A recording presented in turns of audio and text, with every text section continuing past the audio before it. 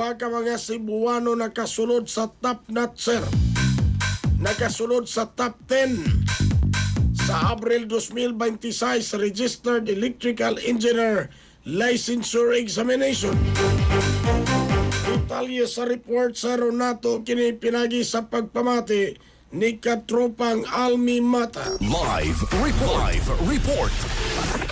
Yes, sa duha ka mga Cebuano nga examinees ang nakasulod sa top notcher sa April 2026 Registered Electrical Engineer Licensure Examination na si Jude Noel Pinquian Harina nakakuha sa ikaupat nga pwesto nga dunay rating nga 93.30%, samtang si Mark John Insha Guerra na si kalimang nga pwesto nga dunay 93.20% nga rating gipagawa sa Professional Regulation Commission niadtong Martes sa gabi ang resulta sa April 2026 relay o Registered Master Electrician Licensure Examination gipati ko sa komisyon ang opisyal nga listahan sa mga nakapasara apil ang top notchers ug top performing schools. Ang papagawa sa gihimo base sa target schedule ubos sa resolution number 2113 series of 2025.